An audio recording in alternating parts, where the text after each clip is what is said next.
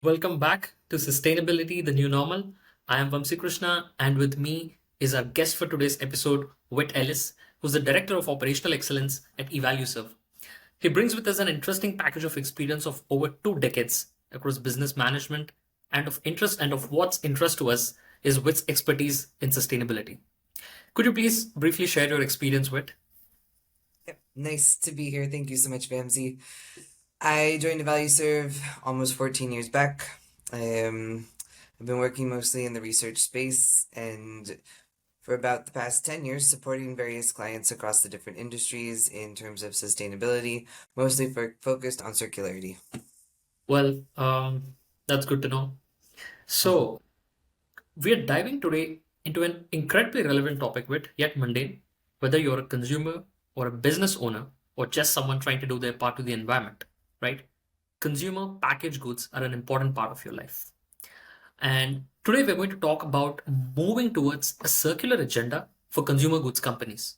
Let's say, wait, when was the last time you used a packaging and looked at the labels on it, which show a tiny image and a wording about it on recycling? What do you think about that? Oof, well, I live in Chile and we don't have a good recycling chain here.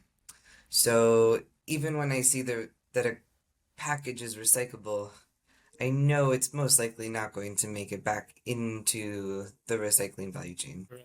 And in fact, that's a story across many countries in the world. So the problem is basically going from packaging is recyclable to Mm-hmm. actually ensuring the packaging gets recycled, right? Unique Precisely. materials like such as glass, which is infinitely recyclable, face recycling rates that aren't always high as they could be.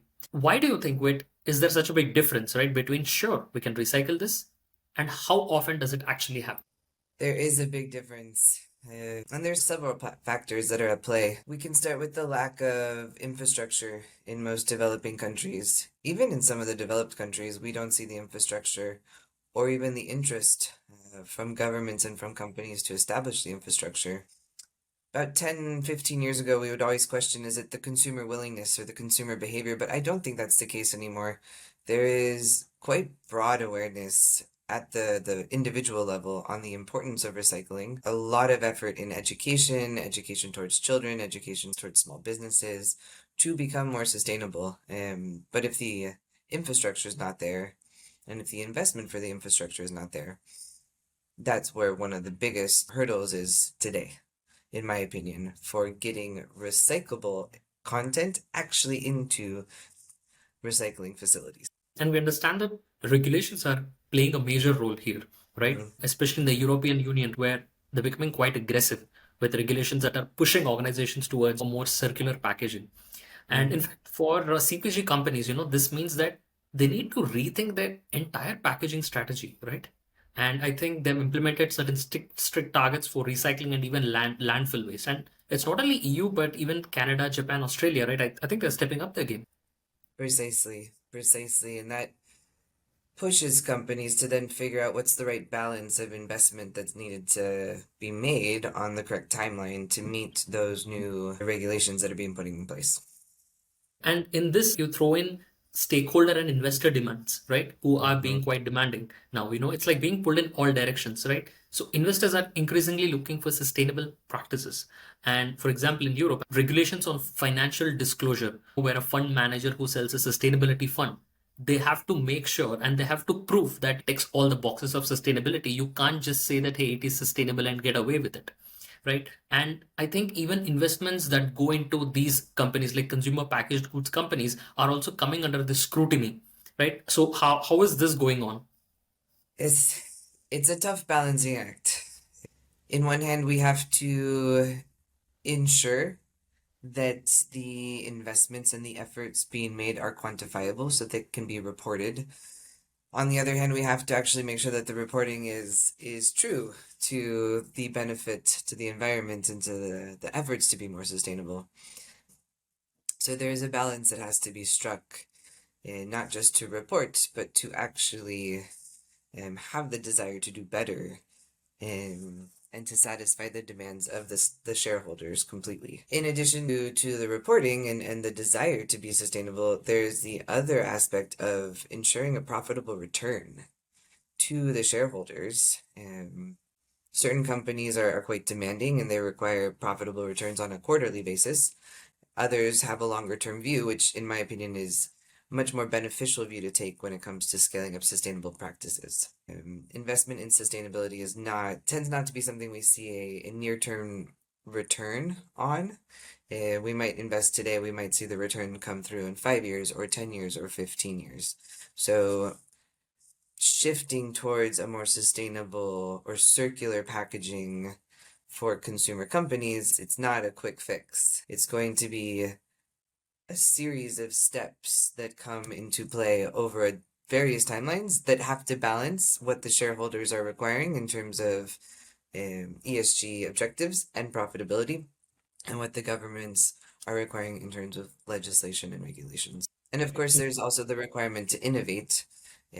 So as you start to balance out these different requirements, what is the innovation and the investment that's going to be needed along the way? Exactly. Exactly. So this is where CPG companies they are trying to transition their models to not just increase recyclability, but to actually ensure that their packaging gets recycled. So yes, how exactly are they doing? Can you take examples of different materials maybe and then explain? Definitely. Oh, there's so many. So I think when we look at redesigning the package itself is a great starting spot. You Yes. might have a product that can shift away from single-use plastic to glass or aluminum, which are more recyclable. The trade-off is weight for glass, so you shift away from lighter weight plastic to heavier glass. Now you have more weight to transport and a higher greenhouse gas footprint, and which becomes your next step to being more sustainable. You might shift to aluminum, which is forever recyclable. One of the problems we see with aluminum is it's a high demand commodity. And so in many countries, it's already fully integrated into the recycled content circular model, and there isn't enough aluminum available to recycle. It's fully utilized. Then of course you have like new fantastic alternative materials that are bio-based, and they serve for certain types of products, but not all of them. So that's I think the first step is the package itself. What can you do to improve your package? Can you reduce the size, change the format, consolidate the types of materials, make it easier to break down and take apart? So that's generally the starting point, in my opinion. But in fact, you mentioned that this part, right, about a system Mhm. to ensure that the waste packaging comes back, right? So it's about building the system where everyone in the value Precisely. chain plays a part, and consumers definitely need to be educated and brought awareness about, and Yep. also need to be motivated, maybe with some incentives. Are there a lot of programs going on around the world which focus on incentivize consumers, or how do you motivate consumers to try to recycle better or segregate their waste better instead of just like throwing something in the trash? Yep. Um, this comes to the next problem that most of our clients face. Where do they get the recycled content from? Yes. And so when we see our clients partnering with local organizations that already have boots on the ground where they can incentivize and scale up the collection efforts, that might be as simple as increasing the number of collection bins on the street, and putting collection bins into establishments, maybe at the parking lot of supermarkets, next to the drive-in, on the street corners, working with the municipality or working with private companies to do so. Of course, there's and this has been around forever, where you're paid to return your recyclable bottles and glasses. That's So, one aspect, and then we do see where the on the ground, let's say like the organizations are not necessarily there, or they're not able to scale up to the right level that is needed to get that level of recycled content.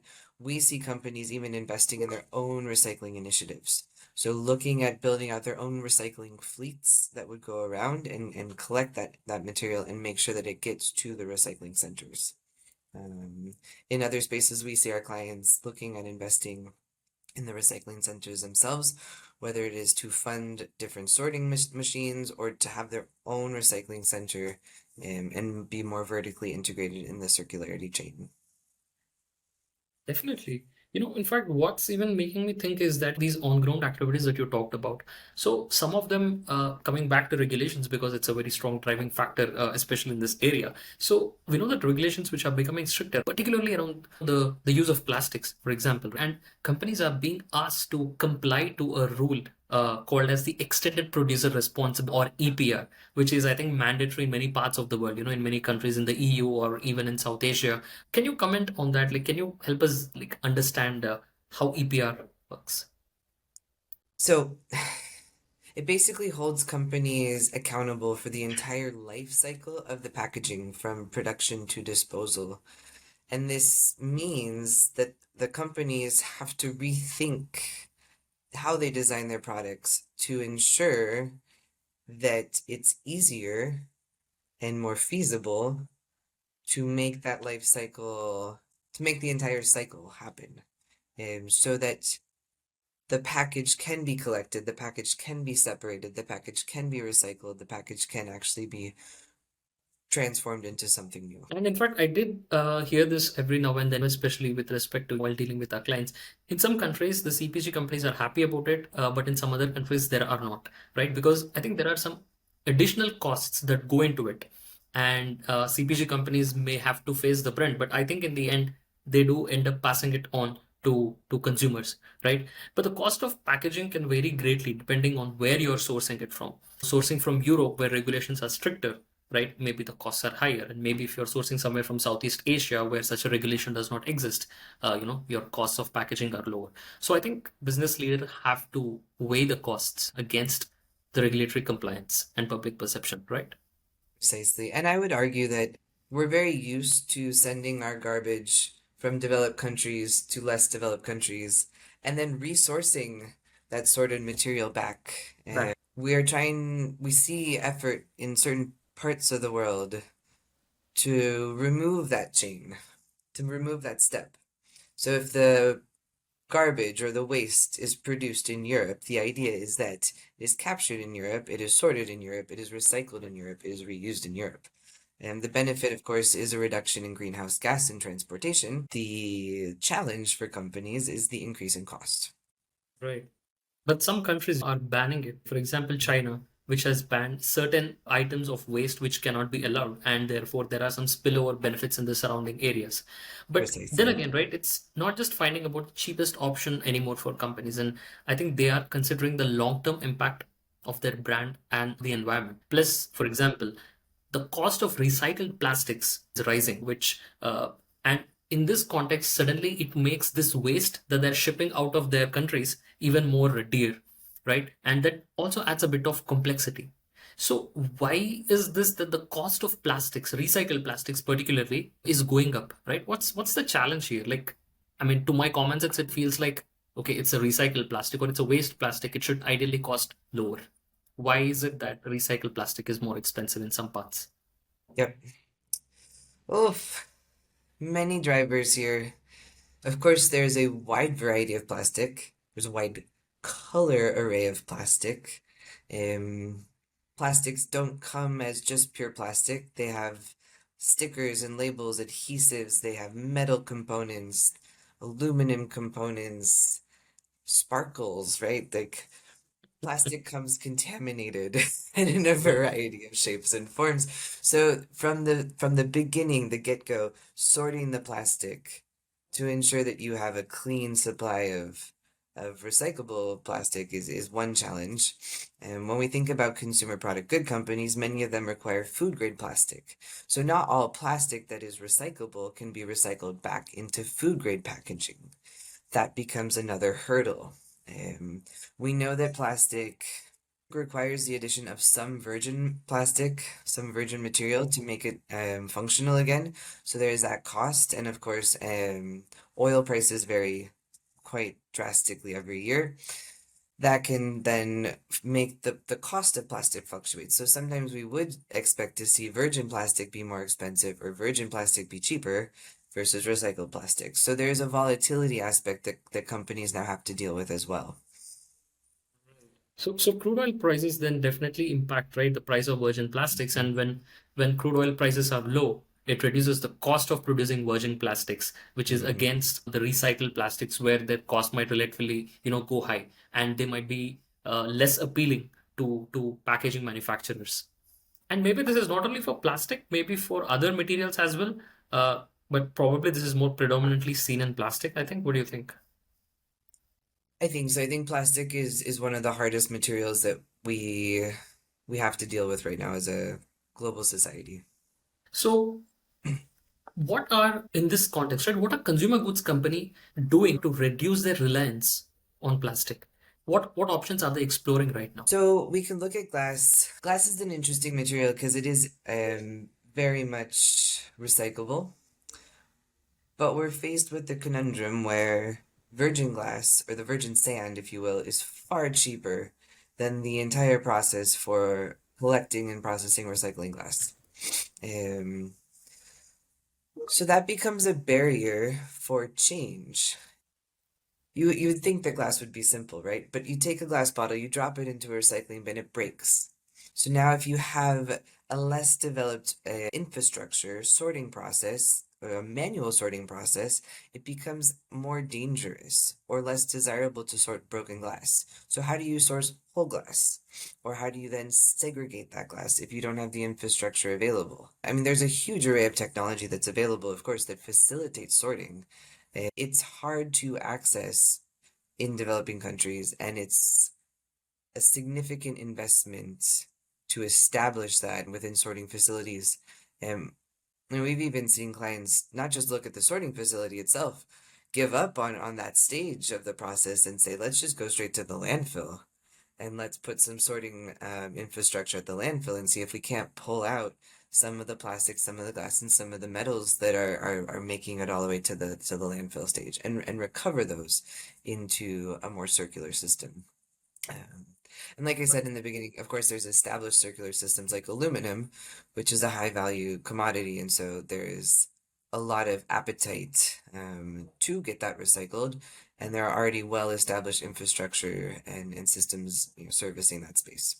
In fact, if you look at alternatives, right, for example, I think even paper is becoming increasingly popular as companies look to move away from plastic. I mean, the demand for plastic is still there and it's not going to go away anytime soon. But I think the demand for paper as an alternative material is slowly going up.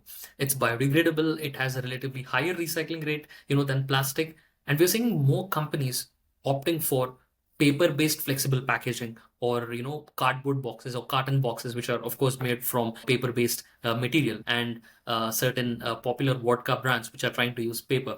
But so it's not just finding an alternative, but making sure that it's sustainable throughout the supply chain, right? And the shift from plastic bottles or glass or metal containers, I think there are still a lot of companies that are still trying to explore these alternatives, and companies are definitely pushing this agenda of packaging must be recycled, from packaging can be recyclable, right? So I think this also includes working with municipalities, working with ground level stakeholders to set up a lot of these systems in place to ensure that the waste is properly collected and then disposed or sent for recycling, right? Paper is an interesting one because it is an excellent alternative. Even if it makes it into the waste streams, it will degrade quickly and more organically. The problem, or the hurdle with paper, is not necessarily it as a package, it's what goes inside of it. So the reason we love plastic so much is that you can put a wide variety of liquids and highly toxic liquids into plastic.